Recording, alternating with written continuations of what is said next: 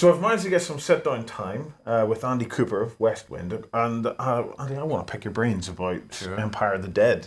So you've had a really successful Kickstarter. Yeah. Empire of the Dead has went from kind of like a small range to something pretty massive now. Enormous range, yeah. But what can you tell me about the game itself? I'm really interested in the background. So can you give me an idea of what the backstory is to Empire of the Dead? Well, Empire of the Dead is a Victorian Gothic game, with a hint of science fiction in it. So it's set in a dark Victorian sort of dystopia with the whole plot of the game revolves around the discovery of this element, and this element's called Infernium. Mm-hmm.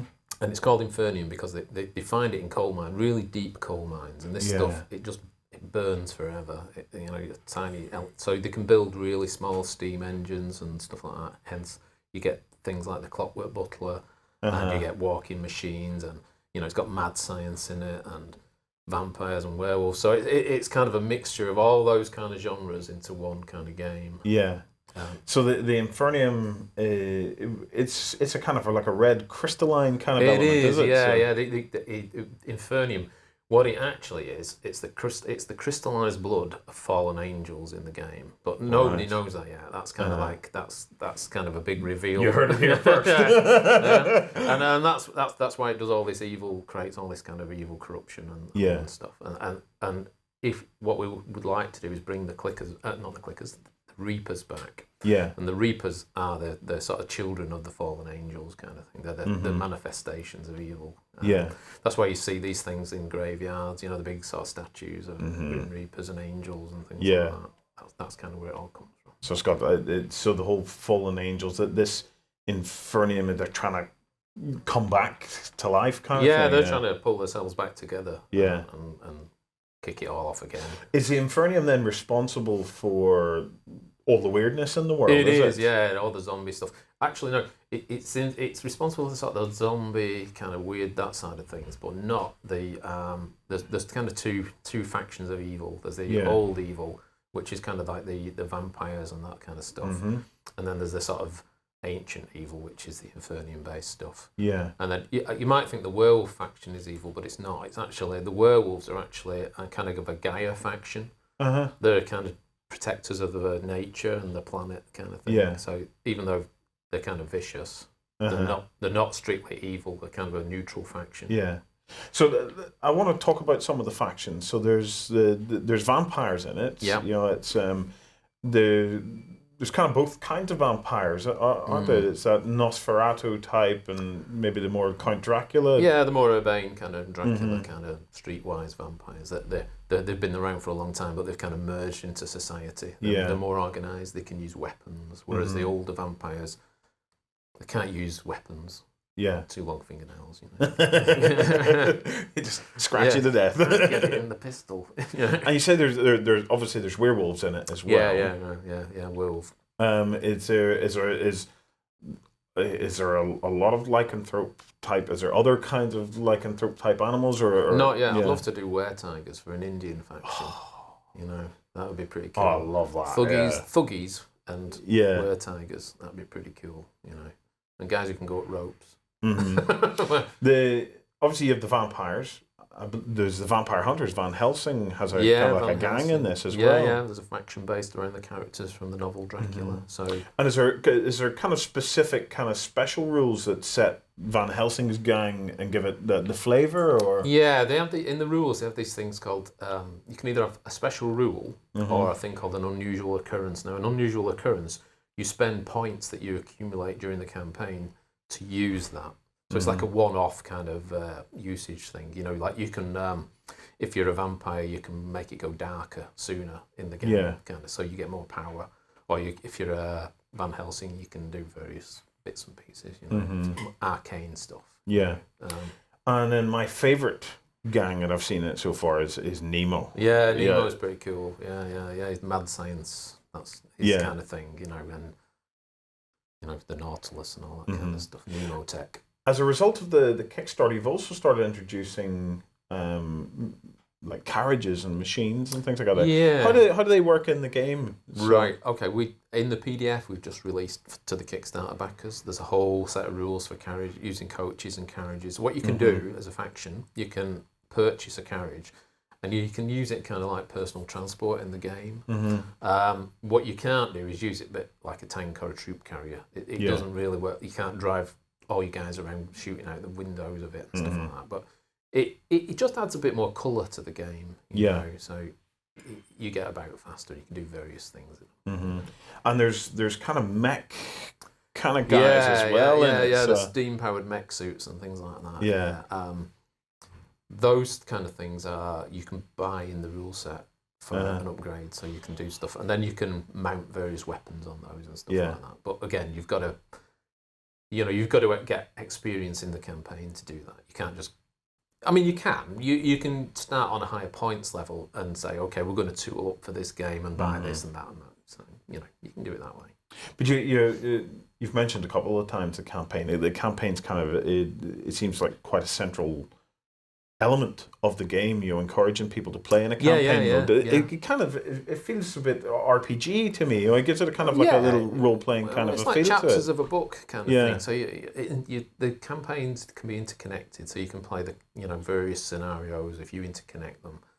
Like there's rescue the prisoner and stuff like that. So if one of your results from your previous campaign game, one of your characters has been captured, you can play a scenario called Rescue the Prisoner. Yeah. So they're interconnected, and designed for club play. Scenarios in the book, is there, or? Yeah, there's a bunch of scenarios in the book. Plus, you can just create your own. Various things, or you can just go head to head, which is pretty good fun. Terrain. Yeah. What are people typically playing on? Are they playing on a 4x4 board? 4x4 is a good size to play. Yeah. Because you're only looking about 8 models a side.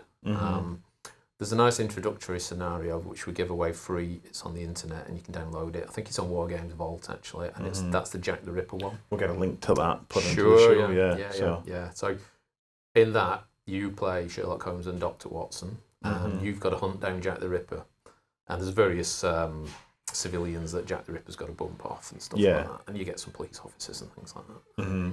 Yeah, because there's bobbies on the beat. When we there were here, is. I saw you can a build a bunch police of bobbies. faction. Yeah. So we've got bobbies on the beat, which is your standard police faction. Yeah. And we did a faction called Supernatural Branch, which is kind of like the weird.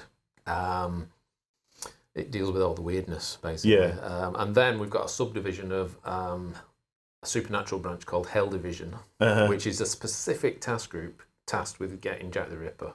Hunting Jack the Ripper, hunting him down, and disposing of Jack the Ripper. So So it's set in Victorian times, but it's not just limited to London. You could set campaigns or scenarios worldwide in this. So, you can do it worldwide. I mean, one of the things we wanted to do is take it off planet. So we wanted to kind of go. We had a whole Mars thing. Now, if you were back on the Kickstarter, you can see that because I put a video up and it's kind of got a slideshow of various concepts and things like that. There's about 20 different things. Yeah. So in Mars, we were looking at it was going to be called Empire of Mars, and it's basically the various nation states on the world that have set up power bases on Mars, and it's kind of got an Egyptian kind of backgroundy theme. So the British access it via Egypt and the Sudan, and they access it via these things called moon gates. Not moon gates, moon pools. Okay, so they're like big sort of standing pools, but once you walk through them, kind of like a Stargate type thing. So you go through the moon pool, and there's a moon pool on Mars that you come out the other side of. Lovely. And that way you can transport large objects to and from Mars as well, not little vehicles and things like that. And so there's all that, and then there was like all the Martian tripody kind of thing we wanted to mix in. So we wanted to have native Martians and all that kind of stuff, and humans. I love the whole visual aspects to this, because obviously one thing that comes to mind strongly for me is like the League of Extraordinary Gentlemen. Sure, it just fits with this game well. I love all that kind of stuff. There's the whole comic book side, but even the movie, the art direction in the movie, whatever you thought of the movie, the art direction in the movie was great. Was fantastic. Really good, I'm just all over the idea of Venice or London and the Nautilus coming up. Yeah. Well, you can do all that with Empire of the Dead. Yeah, no problem. So the game will play just as well indoors as it will, outdoors. You could do a street surface. If you check out Foreground are doing beautiful kind of London buildings. They're laser cut, but they all come kind of pre-painted, pre-colored. It's great stuff. But it'll work just as well inside if you had like a big factory of some sort. Factory complex or underground sewer system. Graveyard. Graveyard's a good one. Graveyard's a good one. Yeah. Is it Tabletop Art that do a really nice, kind of gothic? I think they're like Eastern European guys. Yes, they do a beautiful resin graveyard. So fantastic. It's really good stuff. So it's now going out to all the stuff for the Kickstarters is built. It's ready. All the backers have had this stuff it was about 6 weeks ago, I think. That's when we finished that. So then we started our next project. Which is War and Empire, which is the 15mm Ancients thing. It's kind of a 15mm ancient mass battle game, which is underway at the moment. You want to check it out? It's on Kickstarter at the moment. Okay. Yeah. And the Empire of the Dead stuff is now available for general release, so they can buy it directly from the website or ask their local stores or stuff like that for it. It's available to trade and stuff. Get it anywhere. People to get it. It's in general distribution. It's part 1 is out now. We've got a second part coming after Christmas. Yeah. Because we're still waiting on painted things to come in, and I like to have everything painted, and we can't do the box art until we have the painted models and stuff like that. So that's why we're not released the entire thing out there. Well, excellent. Well, guys, if you're interested in trying out Empire of the Dead, visit the West Wind site. We'll have links below. It is pretty awesome, and we're going to be trying to have a closer look at it over the next few weeks. Andy, look, thanks very much for taking the time to talk to me about that. Sure, and no problem. Go check it out.